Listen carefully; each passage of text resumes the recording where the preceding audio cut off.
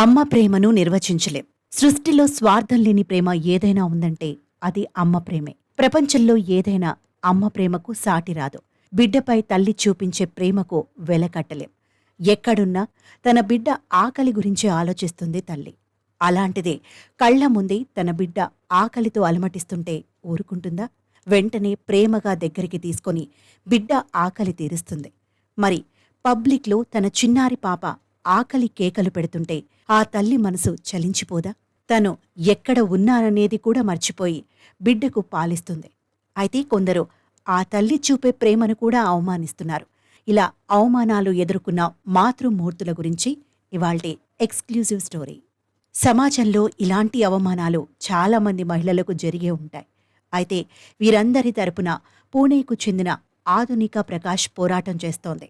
10 ఏళ్ల క్రితం breast feeding support for Indian mother పేరుతో ఫేస్బుక్ కమ్యూనిటీని స్టార్ట్ చేసింది. ఈ కమ్యూనిటీని లక్షల మంది ఫాలోవర్స్ ఫాలో అవుతున్నారు.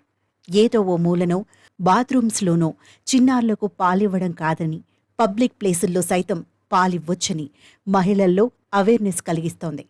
ఎవరూ మరెవరికీ భయపడొద్దని, ఎక్కడైనా పిల్లలకు పాలివ్వొచ్చని మహిళలను మోటివేట్ చేస్తోంది. లాక్టేషన్ ఎడ్యుకేటర్తో పాటు కౌన్సిలర్ అయిన ఆధునిక బ్రెస్ట్ పోషన్ అనే బుక్ రాసింది. అందులో మహిళలు తీసుకోవాల్సిన జాగ్రత్తల గురించి వివరించింది. ఆధునిక ప్రకాష్ను చాలామంది ఇన్స్పిరేషన్గా తీసుకుంటున్నారు. అందులో బాలీవుడ్ నటి నేహా ధూపియా ఒకరు. ఆమె #freedom to feed అనే కమ్యూనిటీని స్టార్ట్ చేసింది. బ్రెస్ట్ ఫీడింగ్ గురించి మహిళలకు అవేర్నెస్ కల్పిస్తోంది. బ్రెస్ట్ ఫీడ్ను కంటిన్యూ చేయాలంటే ఫ్యామిలీతో పాటు సొసైటీ నుంచి కూడా సపోర్ట్ ఉండాలంటోంది. ఇదిలా ఉండగా పబ్లిక్లో పిల్లలకు పాలివ్వడం తప్పు కాదని, అలా పాలివ్వడంలో అసలు తప్పే లేదని నేటి తరం మహిళలు ఉద్యమిస్తున్నారు.